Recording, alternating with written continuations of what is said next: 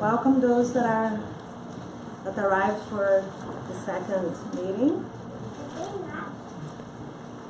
We will continue with our program, and the topic that Daniel is going to talk to us now is Reconciling Reincarnation in the New Testament.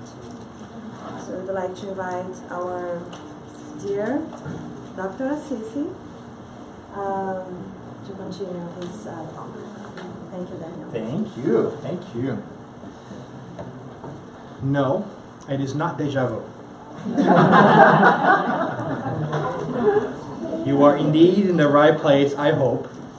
Unless you are squeezed against the wall and feel bad because you cannot easily get away. So this is your chance. If you are squeezed on this side of the room and you feel bad about leaving because you can't stand me anymore, pretend you need to go to the restroom and leave now. But thank you so much for those of you who stayed for part 2 of our saga today. And also welcome to all those who might have joined us. This second part of our day is a different topic. It's not really connected to the first one, so you won't have missed anything if you weren't here before. I want to put you at ease there. But what I do want to tell you is the reason behind this talk, which is as simple as this. Many of us, when we begin to dive into Spiritism, are taken by its clarity, its reason, its scientific mind for philosophical and ethical dilemmas. And we are oftentimes enthralled by it. But to some of us who have either an interest in Christianity, or have come from a traditional Christian background, sometimes feel at odds and say, "Well, hold on a second. One of the basic teachings in Spiritism that we find through our interactions, our study, and our research is the idea of reincarnation." And reincarnation becomes, for those of us who start to look deeper into it, as a fundamental piece of divine justice. It is hard for some of us to conceive of the just, kind, all-powerful, and all-knowing God that we believe is there without the sense of justice and fairness. And when we look at our own lives, we noticed that people start from different places. Let's just be honest about it, right? Some of us are born in families that are very loving, and we are giving resources to have a great education and great life without necessarily having done anything on our own.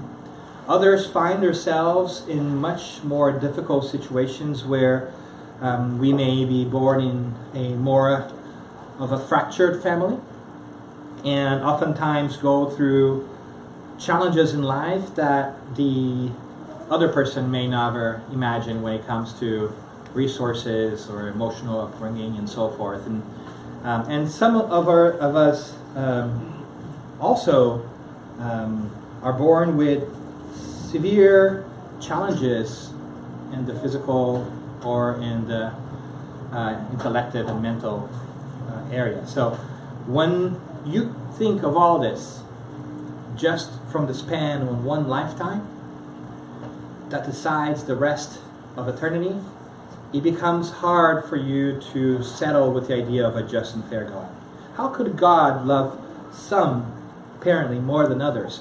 How could God, if there's only one life, and based on this life we're judged for all eternity, how can a loving God really puts us in different places?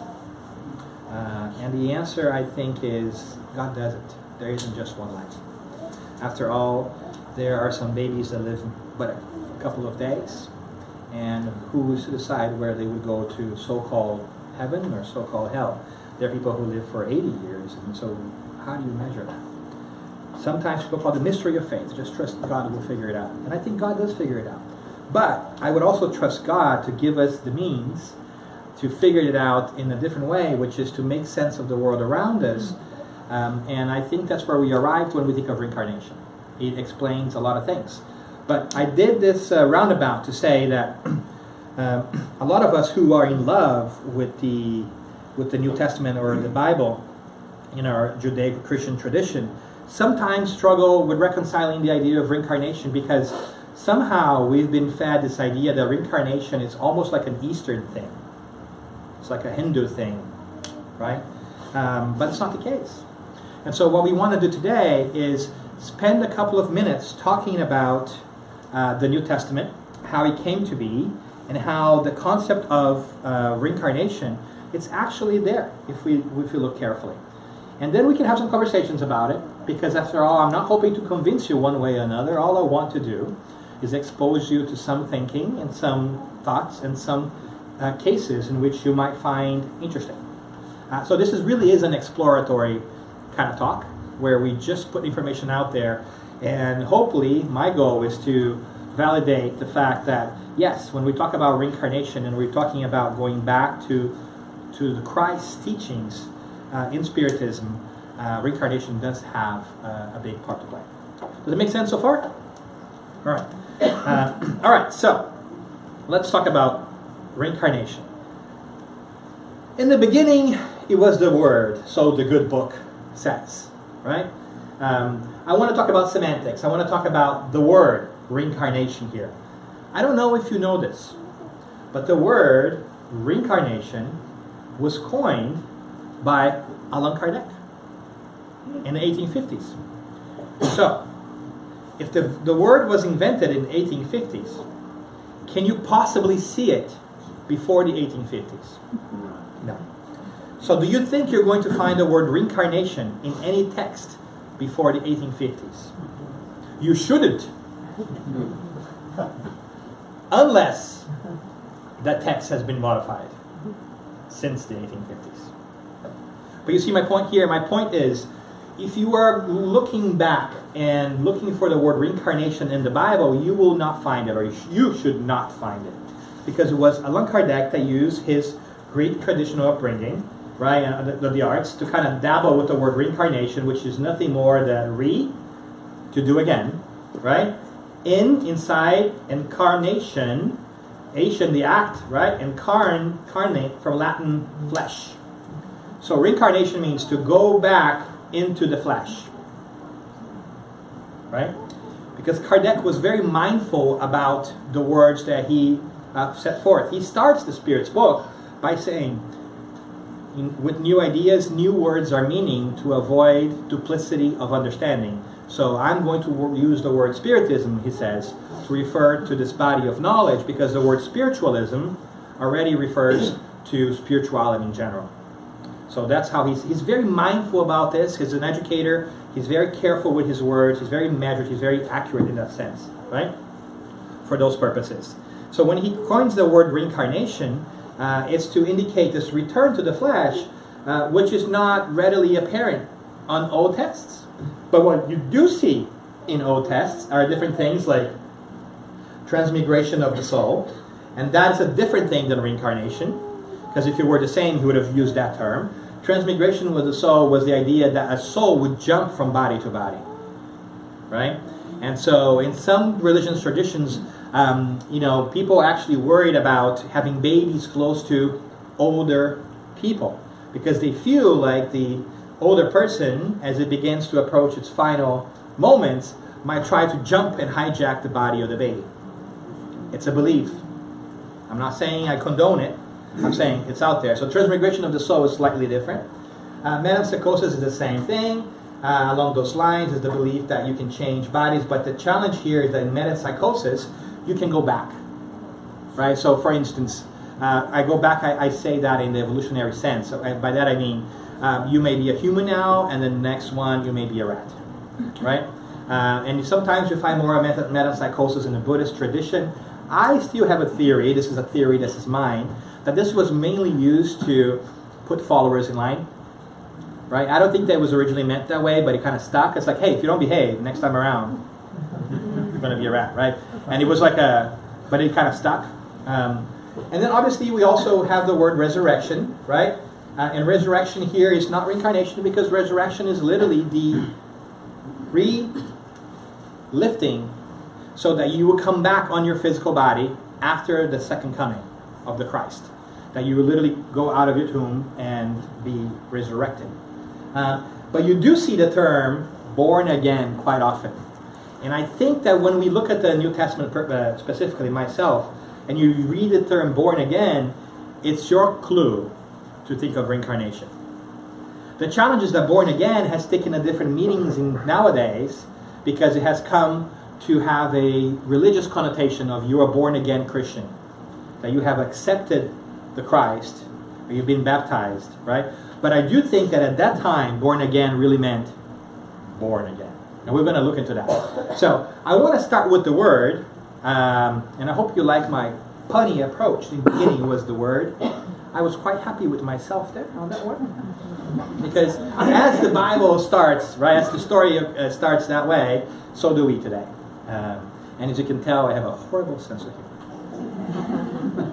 But I'm going to use a growth mindset for that. So far, so good? So my point here is we cannot possibly find the word reincarnation. So we need to use our clever approach to this and think about it differently. So what are we going to do? We are going to get ourselves also some context for the New Testament so that we understand how it came to be, because that would also shed some light into why is it that it is the way it is today, right? I like to call it the check yourself before you wreck yourself part. So as you know, the Bible, as we know, the Christian Bible is composed of two parts. The Old Testament, and guess what? The New Testament. Brilliant thinking, right? Simple. I like that, actually. And the New Testament, although we refer to the Bible as one book, it's actually a collection of books. And here's where we get to play a little game. Do you have an idea of how many books are actually in the New Testament? 12. Take a guess. 12? No. More. 30-something. 27. 27 books are in the New Testament. And here's the equation for that. There's 4 Gospels. Then there is an Acts of the Apostles, which is what happens and so forth. And there's 24 different letters, of which 13 of them are attributed to Paul, for a total of 27 books, right? So when we talk about the New Testament, we're talking about 27 different books in there, right? Do you know what language the New Testament that we have today was written in? As our scholars and historical folk work on this, do you know what was the original language that it was written in? Hebrew? Aramaic? Greek, not Aramaic or Hebrew. Did Jesus speak Greek? No. Not to our knowledge. Why is that? Because when was it written? The New Testament, do you guys know? According to what our historians tell us today, it was written between 50 and 120 AD, so therefore 30 to 7 years after the passing of the Christ. It does not mean that it was not written before. It means that the copies and the story that we have traced to empirically to the documents we have are from at least 30 years after the death of Christ, which makes sense why they will be in Greek. Can I just ask a question? Weren't they the writings of the apostles? So No, we're going to get there. We're going to get there. We're going to get there. Good question. Who wrote it? I'll give you $5 later. Who wrote I have it? more questions then. Historians are not certain who actually wrote them, because they are named Mark, Matthew, Luke, right? And John, or because the letters purport to be from Paul and Peter, we are not certain that they actually were the ones who wrote it. In fact, some of the historians believe that some of them were actually what they call Deutero-Pauline letters. That is, they were not really Paul's letters. Somebody else proposed it to be Paul. So the question of identity is an interesting one, as you said it, right? The historians also know, I think it's fascinating, that there are 4 Gospels, right? So there's Mark, Matthew, Luke, and John. Of these, the first 3, Mark, Matthew, and Luke, are what they call the synoptic Gospels, because they are much in sync. John is a little different. which I think is kind of cool. But that's just me. But the point is, historians actually have traced it and believe that these three Gospels come from one account, one common account that they read and then they wrote, but they don't know who it belongs to. That's the historical part of this, right? But why do I tell you all of this? Because how do we know that we have the New Testament?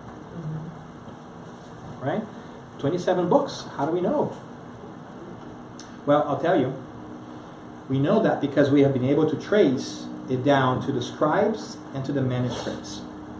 We have been able to get a copy and know where it came from and work it back to the monks who transcribed it and find out where that copy was, historically speaking, and trace it all the way back to that time, which is incredible. So that's what we know so far. If we start putting our scholarship to place, and the New Testament then becomes a very difficult thing to fully grasp, because it's not one book, it's not one story, and it wasn't written by one person, right?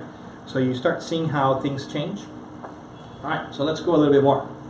So, did you know, interesting facts, not commonly known about the New Testament. Did you know how those 27 books were chosen to be there? Because in the year of 325, the Common Era, after Christ, in the Council of Nicaea, the leaders of the church at that time decided that they were going to choose, along with the Emperor of Rome, Emperor of Rome, which books were going to make their way into that. It was a great debate at the time.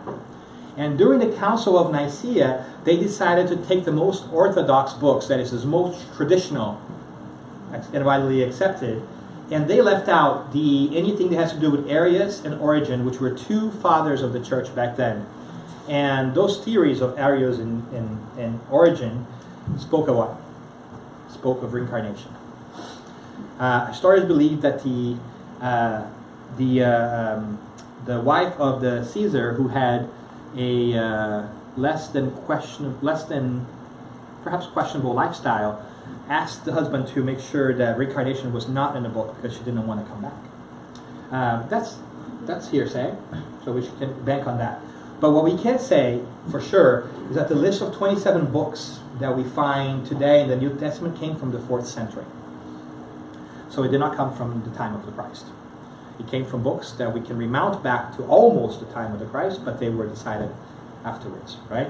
And so we see a great transition here. So do you know, for instance, that in the Lord's Prayer, our studies have shown, not my studies, studies from historians, I should say, our studies as a society have shown that before, the Lord's Prayer appears in two places, for instance, in Luke and Matthew, and they were different at one point in history, and then after that, they became the same.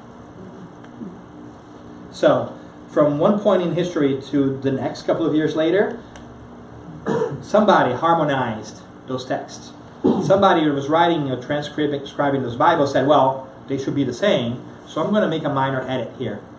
And we have historical records for that. And those were generally the monks who they were transcribing these things. You've got to remember, we didn't have Xerox copies back then, people. If you wanted a book before the 1500s, before Gutenberg's printing press, you had to copy it. That is, somebody who wrote had to copy it. It was generally the jobs of certain types of monks to literally copy the Bible, and that took almost a year to do it, if you're really fast at it. But somewhere along the line, somebody decided, well, hold on a second. Luke and Matthew are different. When it comes to the Lord's Prayer, maybe some people will have questions about this. Let's just make them the same. And they did. But we have copies of texts before that in which they're different. You remember that passage of adulteress, the throw the first stone? Well, guess what? Before the 12th century, we did not find that in the manuscripts of John.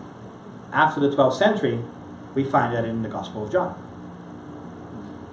Somebody had the same idea. Well, it's showing on the other ones. Let's put it in this one too, because it's the Word of God. Right? And there's a wonderful comment, and I say wonderful in the most sarcastic way, that shows up in one of the letters of Paul, saying that women should be silent in the church. And that is really interesting because historians see the earlier versions in which it's not there. So what they actually think happened is that some grumpy monk wrote a comment in the margins, women should be silent in the church, while reading that. And the next monk that copied that book thought that as an amendment and added it to the text. And so we have some comments, some versions of those manuscripts are earlier that don't have that when it relates to the second letter of Paul. I don't remember which letter it is, but one of the Pauline letters, right? You got shoved in there. The Holy Trinity, the Son, the Father, the Son, and the Holy Ghost. Remember that? Remember that? Good, because we don't remember that before the 15th century in any manuscript that we find. Right? So no manuscript before the 15th century has that. Right? And there's also some extra 12 verses in Mark. It's at the end when the women flee and it kind of ends as opposed to resurrection. Like Mark just ended like there was no resurrection. Right? So why do I say that? Dan, are you trying to bring the New Testament down? No, not at all. I actually love it. I think it's an incredible book that we should read more as Spiritists. I think that we don't do justice by staying just with the Gospels explained by Spiritism. And by the way, it's a wonderful book, of course, Gospels explained by Spiritism, but it is the cliff notes of one passage of the New Testament. The entire book, look at the power of this. The entire Gospels explained by Spiritism is the Sermon on the Mount, basically. It's this much of the New Testament.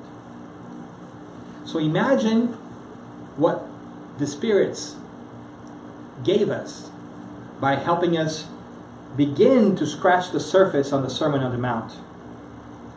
Right?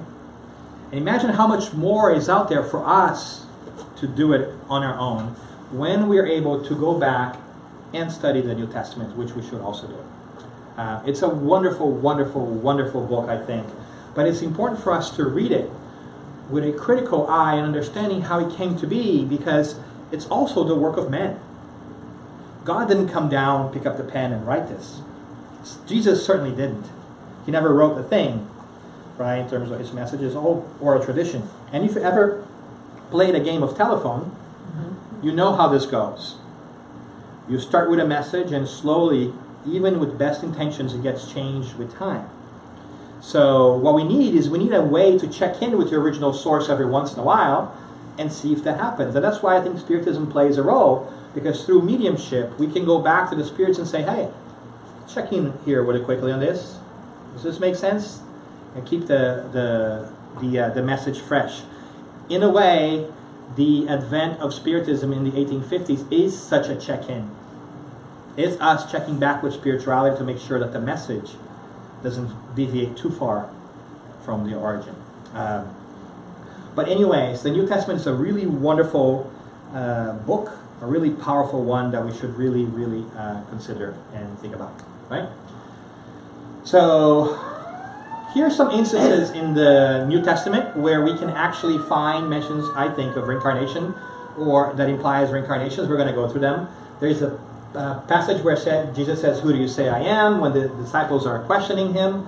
There's one about King Herod when he hears that Jesus is there and wonders if John the Baptist was Elijah. There's one when John the Baptist sends for confirmation. We're going to go through those. There's a great one of my favorites, the Transfiguration, Elijah at the Mount, when Peter, James, and John ask Jesus about what's happening. There's a part where Jesus heals a man blind from birth.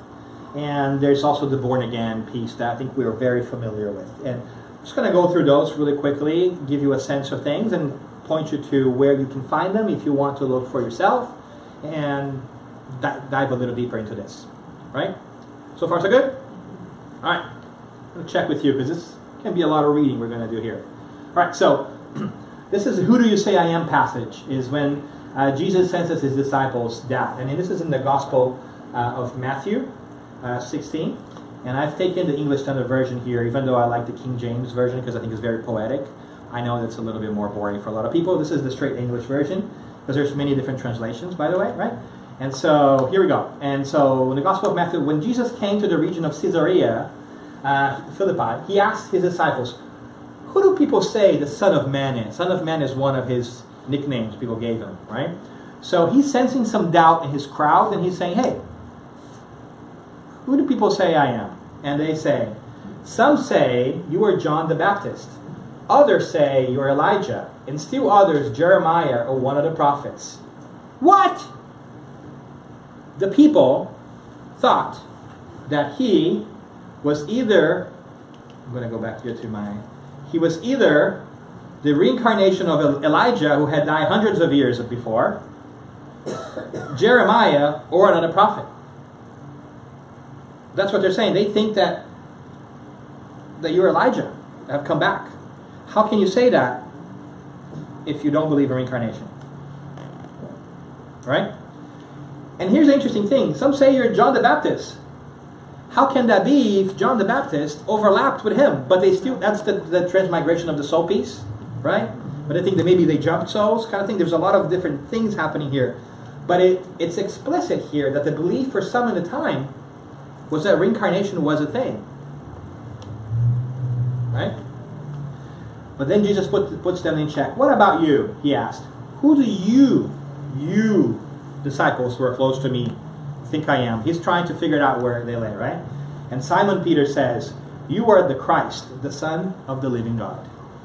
By that he means you are none of these people. You are the Messiah. The Christ is a title, right? It's not a last name.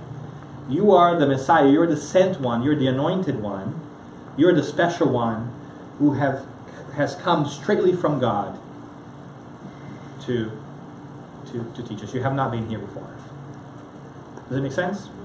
But you see, like, even if you don't want to accept this, it's an interesting perspective that there's talk of reincarnation without being talk of reincarnation here in the New Testament. How about this other passage that we find in the Gospel of Mark, chapter 6, right? And we also find it in Luke, right? Because remember, Mark and Luke and Matthew sometimes have the same stories. King Herod hears about Jesus, and so here the passage goes. King Herod hears about this, for Jesus' name had become well known. Some were saying, John the Baptist has been raised from the dead, and that is why miraculous powers are at work in him. Others says, he is Elijah. Again, right? And still others claim he is a prophet like one of the prophets of long ago. But when Herod hears this, he says, John, the man I beheaded, has been raised from the dead. Right? So King Herod had John the Baptist. John, you know the story. John the Baptist was around the time, and he was really well known there. And King Herod began to actually like him. But in a moment of, I don't know if weakness, he asked his wife, because he was taken by this new young wife and this everything else that happens sometimes to people when your head is elsewhere, and said, I'll give you anything.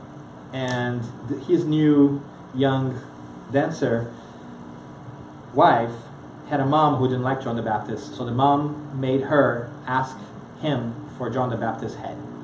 And so that's how John the Baptist lost his head. And obviously you can tell that King Herod then he couldn't go back on his word, even though he sort of liked John the Baptist. He had him executed. Now he's worried because the guy who he had the head chopped off from could be back. And that's why he's so worried. That's why this passage for him is so important. But again, you see here the idea that that John the Baptist has been raised, or that he's somebody else. It's a common belief in the time for a lot of folks that you would reincarnate, or that you would be raised again, right?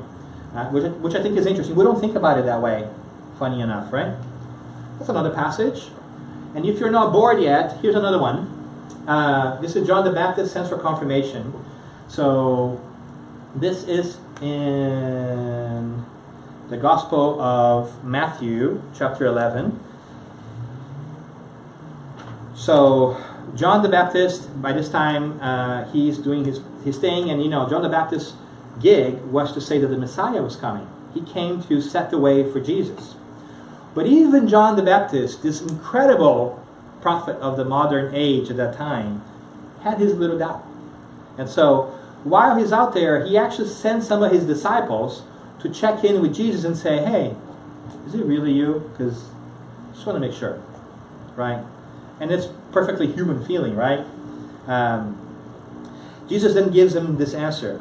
Truly, I say to you, among those born of women, there has arisen no one greater than John the Baptist. So he's telling John the Baptist followers, saying, John the Baptist is indeed a great guy and a great prophet. He is one of the greatest that has ever been born of woman. The implication here is that Jesus wasn't born of woman, right? Yet the one who is least in the kingdom of heaven is greater than he. Politely saying, he is incredible, but in the spiritual realm, more evolved world, there's a lot of people who are way more evolved than he is.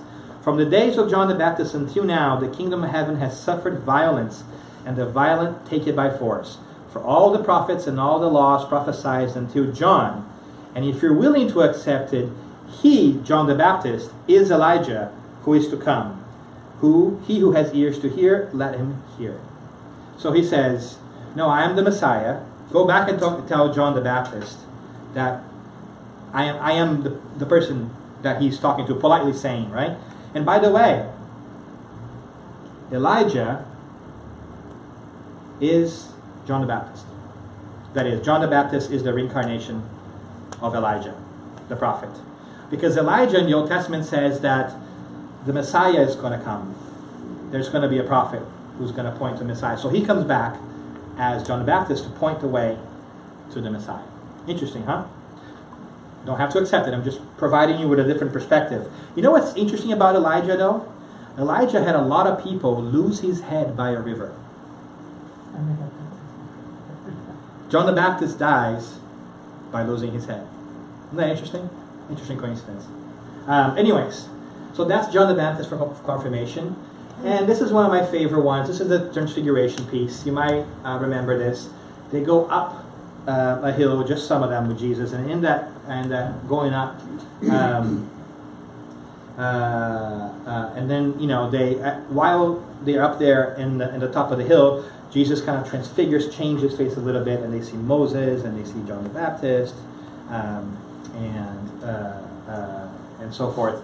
And on the way down, after having such a great atmosphere up there, some of the disciples with him say, hey, Lord, what if we just set a tent here up in the top of the hill? One for us, one for you. We can stay here. Things are so good up here. And Jesus says, no, we got to go back the hill, back to the people, right? Which is a beautiful symbolism, but it's really beautiful too in the way that we see the disciples are very human. They go to this place and they experience this transfiguration, this like mediumistic piece, and the atmosphere is great. They just want to hang in there because the vibe is so great, right? They just want to stay there. And Jesus is like, no, we have to go back down the mountain, right, of enlightenment and help other people too. On the way down, they're talking, and this conversation comes up in Matthew. As they were coming down the mountain, Jesus instructed them, don't tell anyone what you have seen.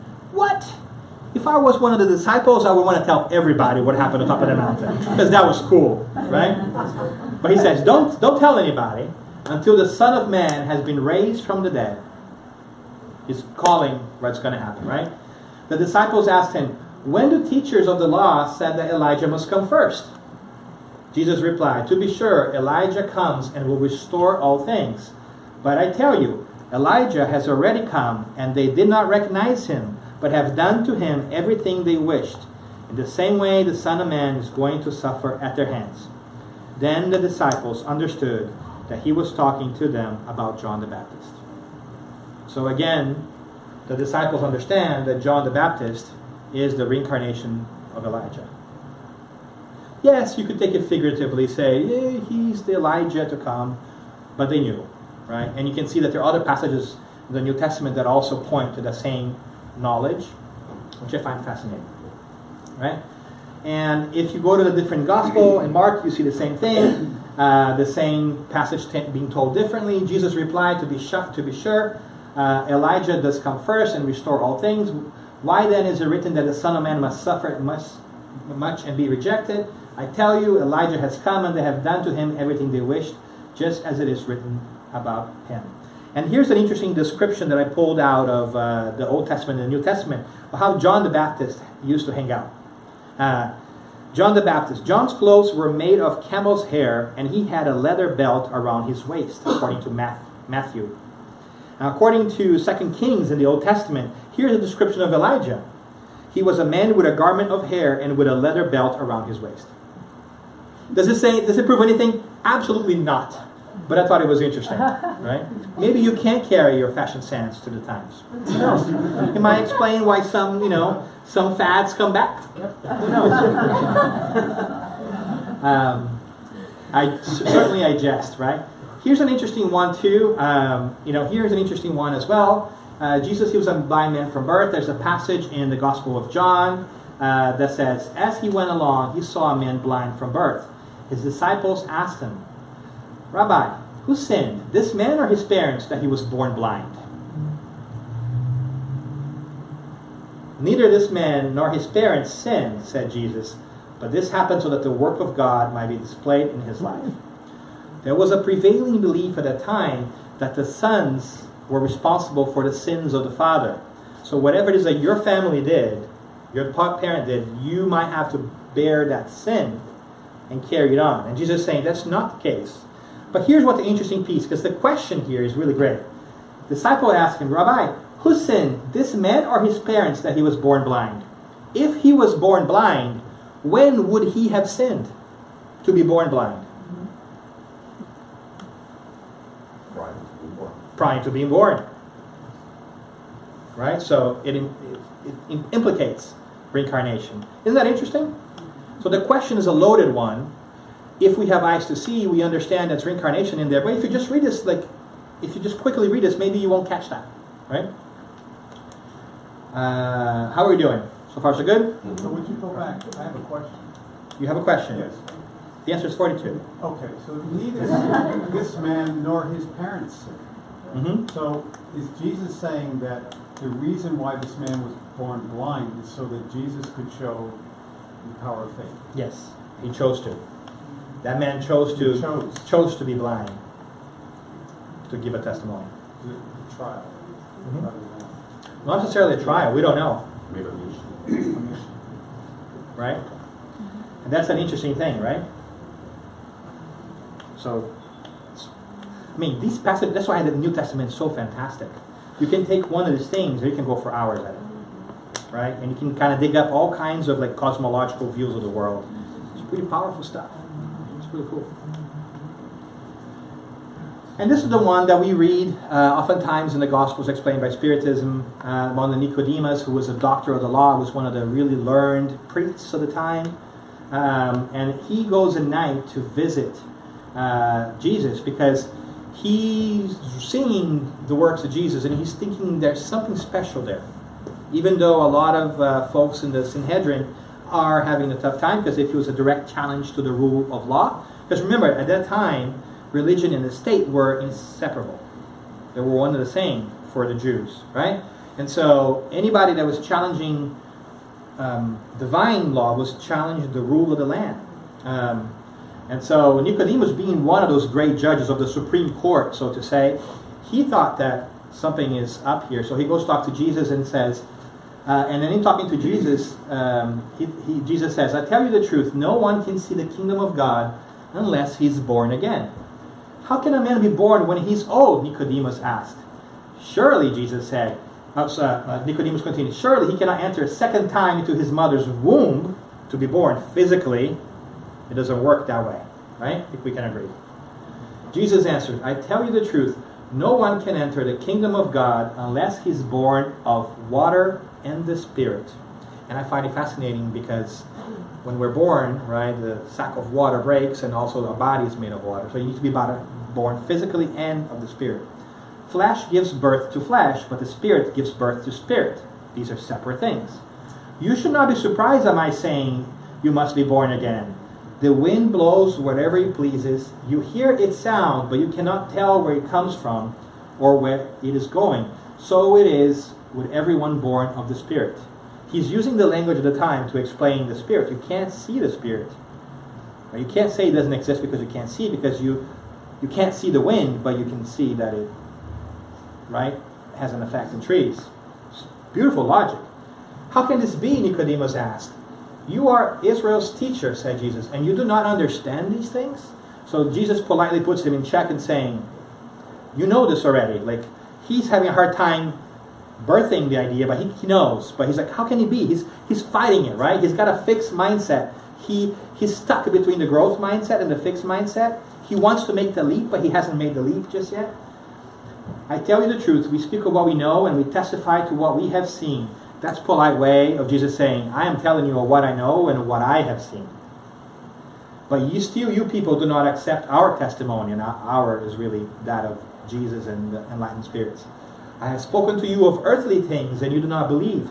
How then will you believe I speak of heavenly things? Right? It's a wonderful passage.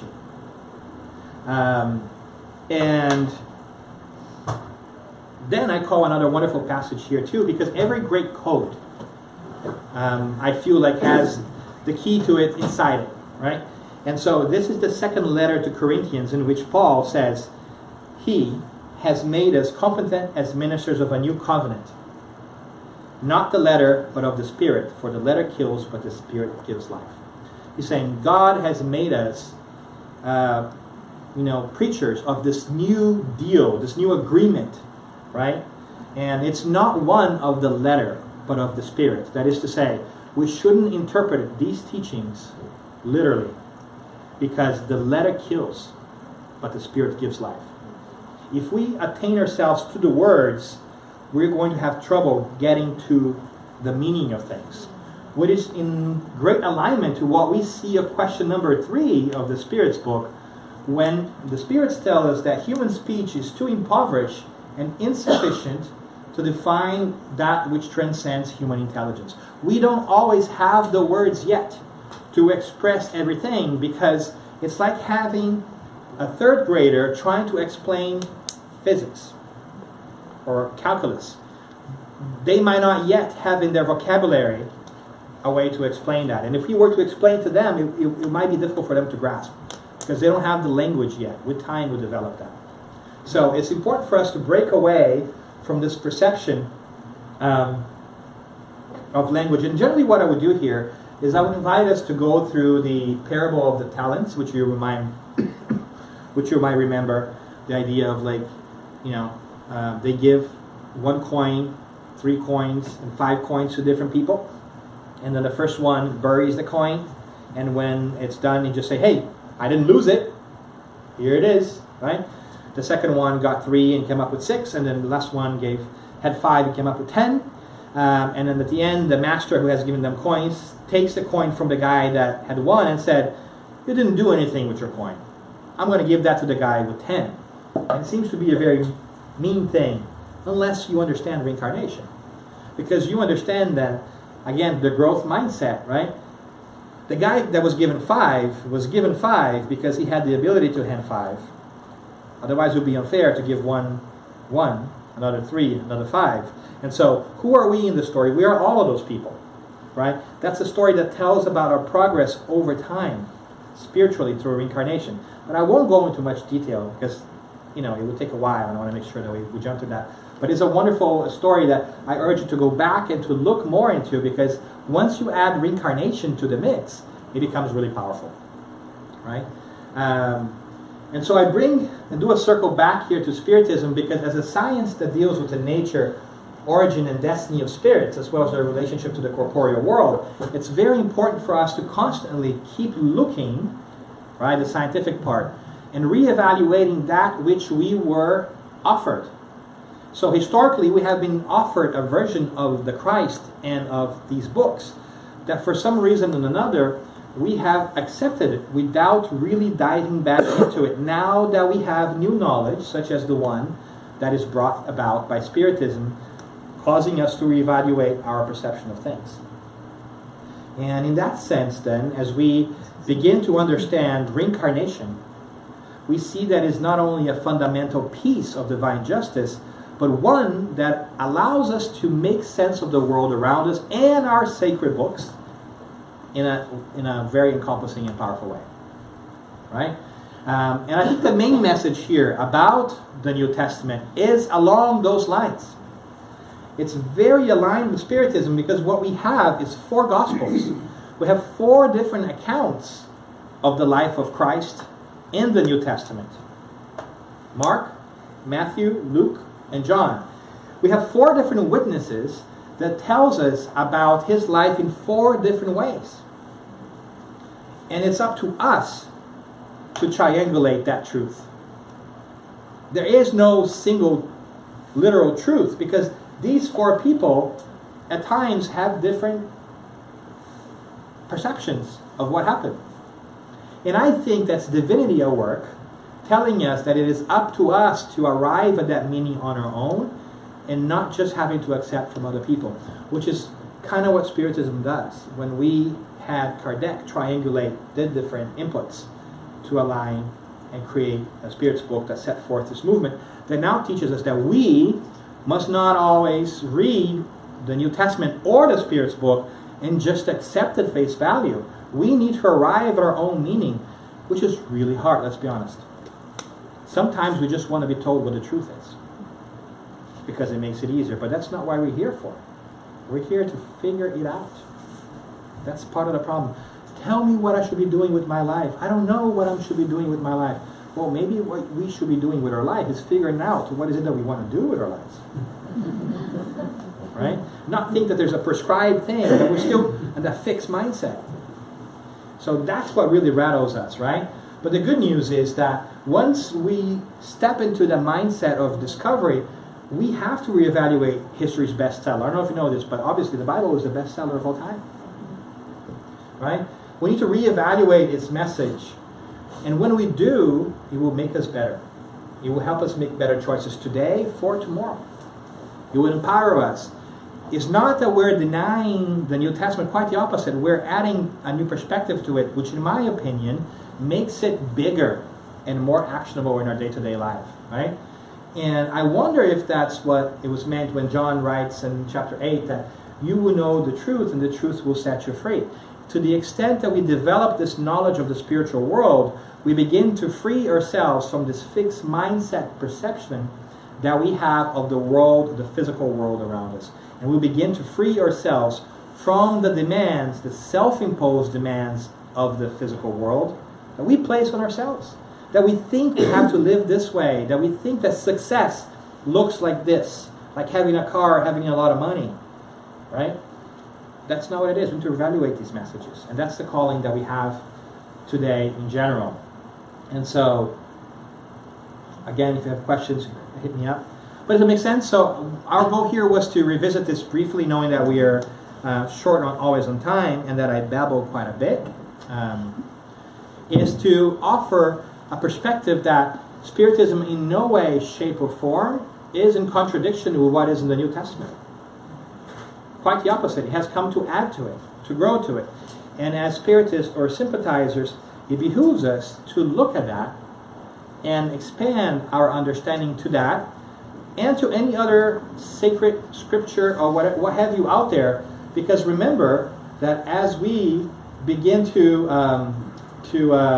look into growth, Spiritism, as a science that continues to grow, that's always progressive, suggests that we should do that. So let's do that. Let's take that moment in our lives to continue to look for answers everywhere and have that add to our own spiritual luggage or background without feeling like we are at odds with old and eternal truths. Does that make sense? All right, so that was my spiel. Do you guys have any comments or any questions before we wrap it up? May I? No, you may not. He asked. Freedom of choice, right? Let me ask you this. Is it an easy question or a hard question? I think we're right in the middle. Okay. In that case, that's one for you then. If it's hard, we're going to give it to Daniela. If it's easy, I'll take it. All right. One would argue that, and I'm just playing the advocate here, that the gospel, according to the Spiritists, only takes the Bible pieces that are most convenient to support its argument. How do you reply to that? Because what I'm saying is, for example, if you take John 11, the death of Lazarus, there's just one short passage that's mentioned on the gospel that supports the fact that Jesus, that Lazarus was not actually dead, and we can enter on the semantics as you started your talk, where some translations say that he was sick, some translations say that he was actually dead, but my point is, how do you answer that criticism? That criticism. Yeah. So I think that's a great point. I never thought about it that way, so thanks for bringing that up. First time I actually hear that. I think that it makes sense, right? I think that it's only normal that you will always find dissenting viewpoints, and I think it's a fair criticism. And I think, the way I would think about this is say that argument is somewhat inconsequential, and here's why. Because if you remember the passage in general, we say that Jesus tells, before he gets to Lazarus, that he's going to go there and he's going to be okay. Right? And so, how could Jesus know and promise that in advance? You can argue whether he was cataleptic, whatever the medical term is, which I'm butchering right now. Right? If he was in a deep narcosis, if he was sleeping, right? He had catalepsis, or whatever it was. But how could Jesus have known that from far away? Because they come to bring him, right, to Lazarus. It takes a while to get there. And when they get there, there's some narration that it's feeling like he's starting to decompose. It's not smelling great, right? And so it was pretty courageous of Jesus to say, no, we're going to go see Lazarus and figure this out, right? So I think that whether you argue whether he was dead or he was in a deep narcosis or whatever it is, it's an interesting point, and I think we should talk about this. But whichever way you fall on that one, the interesting piece is that at a distance, he was able to deal with this, right?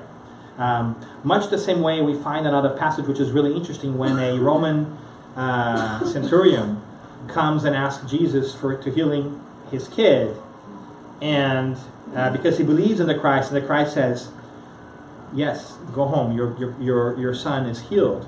And he goes back and he does a first investigation, and when he gets back home, his kid, guess what? Is healed. But he asks people, what time did he get healed? Right?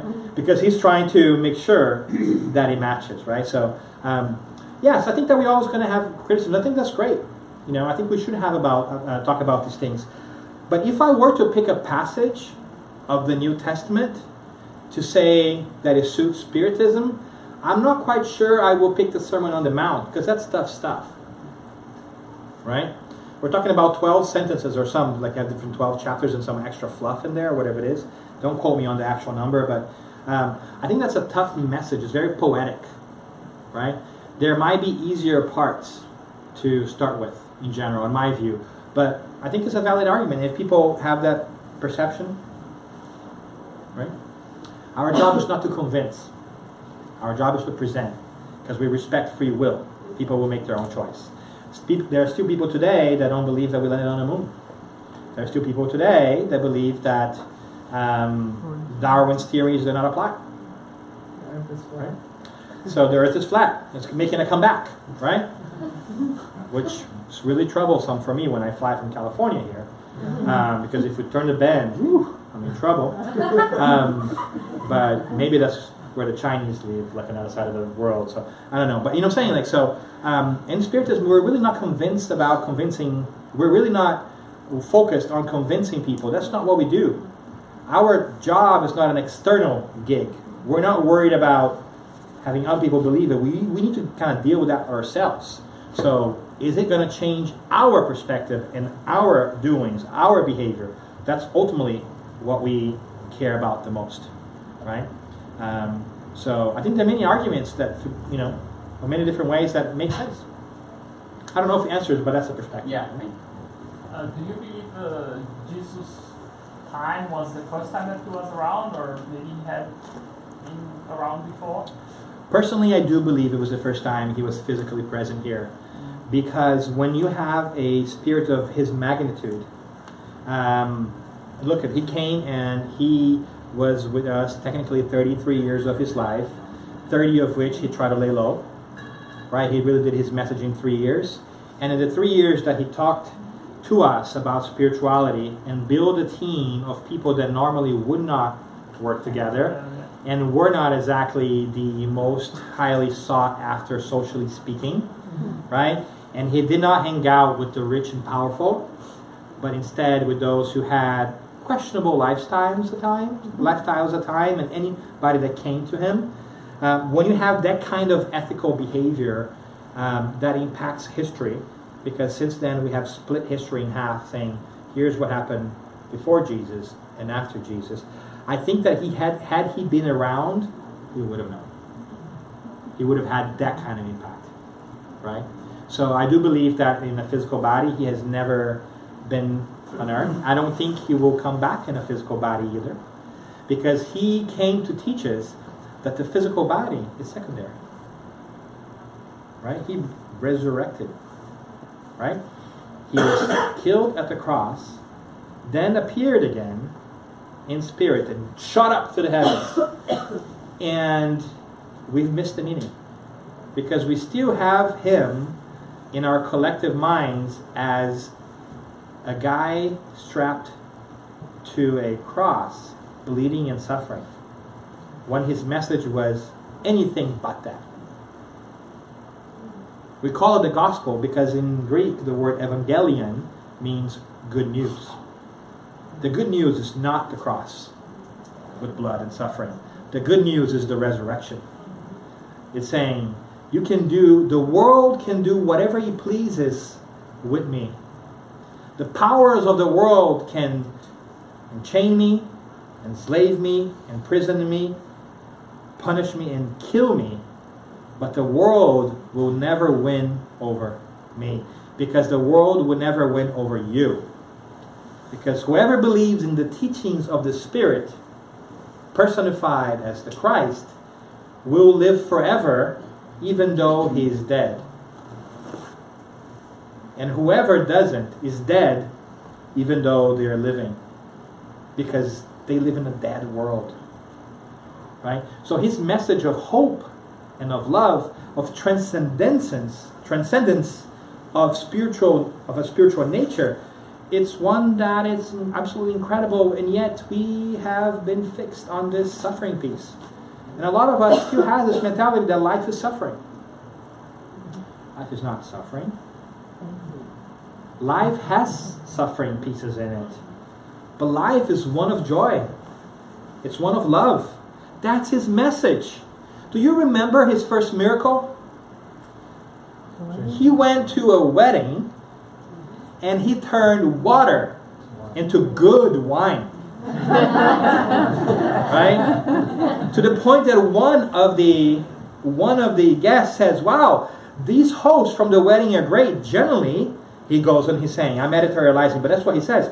Generally, people serve the best wine up front, and when you start getting schnockered, they switch to the cheap stuff because you no longer notice anymore. But these guys have given us the best wine at the end. Wow. Right? That's the wine that Jesus had transformed from water. Are we saying that Jesus wants you to get drunk? No. Wine is anti-aging.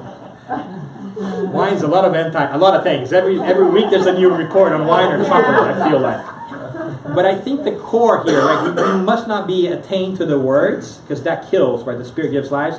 I think, from my perspective, what Jesus was recognizing is here is a festivity.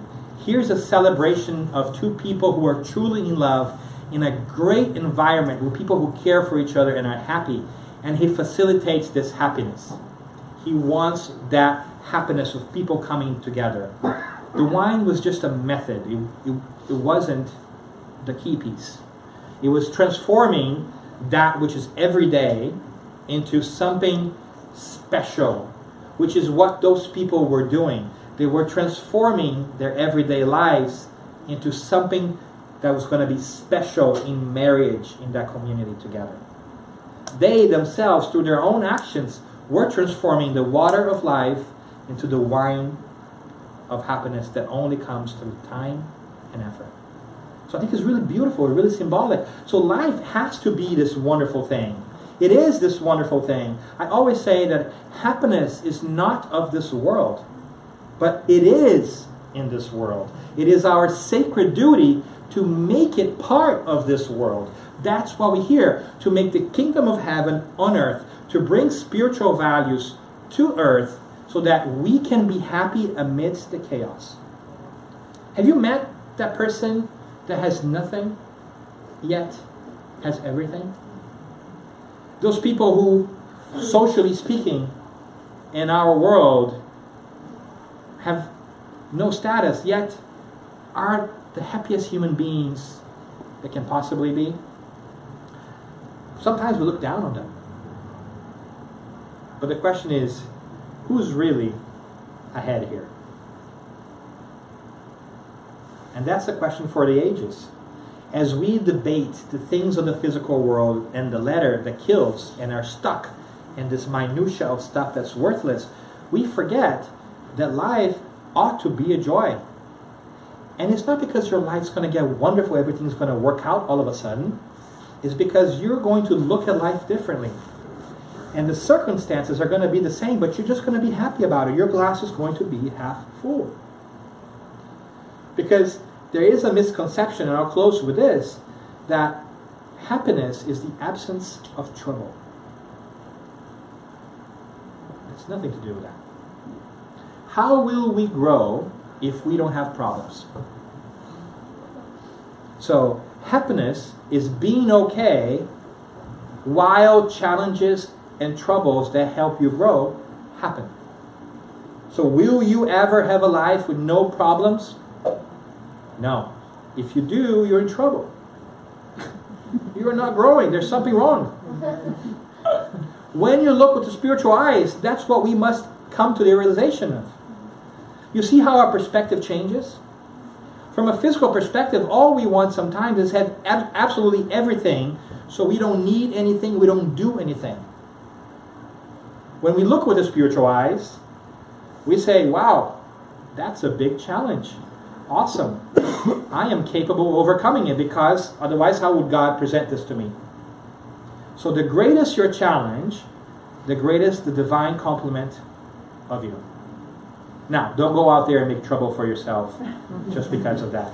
But remember that you have God behind you and a group of souls that care for you from this life and the next, who are cheering for you endlessly on the other side. And remember that as you celebrate the 9th anniversary of this group, you are forming new bonds on this earth of your spiritual family that is here to help each other grow and will continue to help you in incarnations to come. So love always grows. It's such a beautiful thing that God gives us. We just begin to scratch the surface. We have no idea. And then hopefully more and more we'll bring that to our hearts and leave here with the sense that the small things like we do, like coming in here and helping and rolling up our sleeves and being part of this and owning this work and helping the group because it's your group, is a wonderful thing that we do to ourselves, for ourselves, and by ourselves. So thank you very, very much. Happy, happy anniversary. And if you haven't had a chance to get engaged with the activities of the group, please do, because I promise you, in due time, I think that you'll find some great answers, or at least meet some great people, and hopefully do both along the way. And that will make you see life differently and become the change that the world needs. Thank you for your invitation. I hope to continue to talk to you guys.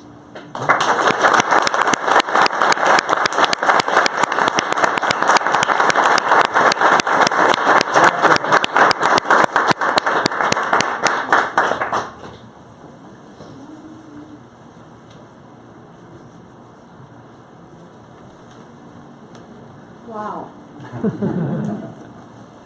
Thank you so much, Dan, from the bottom of our hearts, for this very enlightening and inspiring talk. Thank you. Thank you for being with us once again. You've been around for 9 years, and you've been visiting us every year, sometimes twice a year, like this year. When you get really lucky, it comes twice a year, since 2010, and I'm very grateful. Thank you. Thank you all for being here.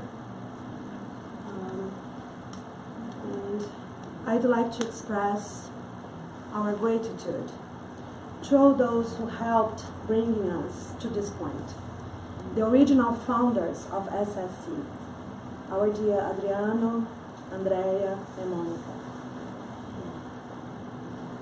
All the volunteers, the current volunteers, which without them it would not be possible, because it takes a village to have a Spiritist center, with volunteers from both sides of life, right? I also would like to thank those volunteers who were part of the group in the past and has moved away.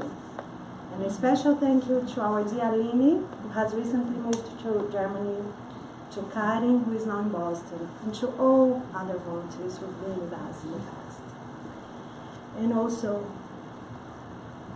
to our many friends and supporters from different Spiritist institutions around the country who had pivotal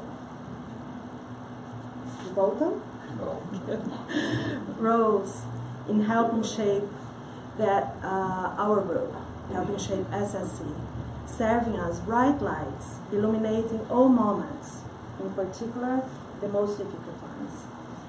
And our dearest Assisi, you are one of them. Thank you very much. I also would like to mention Raul Teixeira and Divaldo Franco from Brazil.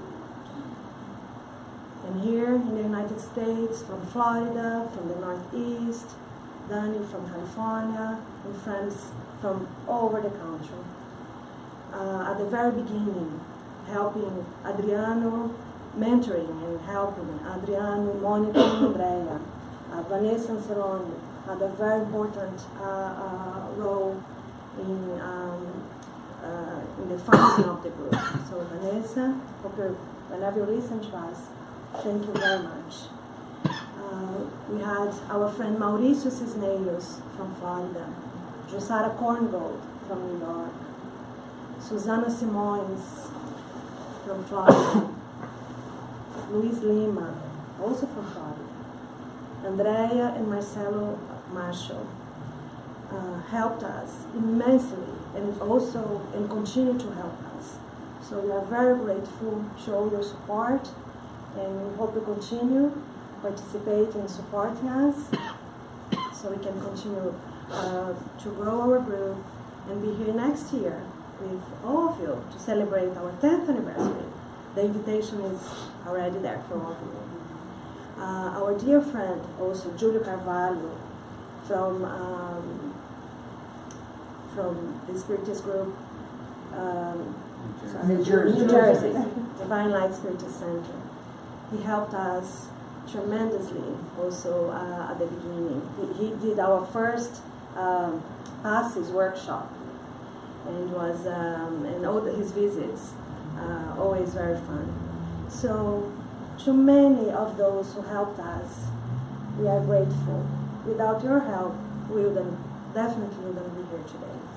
So, and above all, we'd like to thank our Creator, the intelligent principle of the universe, that some of us choose to call God, can call Father or Mother, whatever you prefer. Our Master Jesus, the governor of our planet, the guiding light in our lives, and all our mentors, our spiritual mentors, the directors of this group, the ones who do most of the work to prepare this environment for all of us.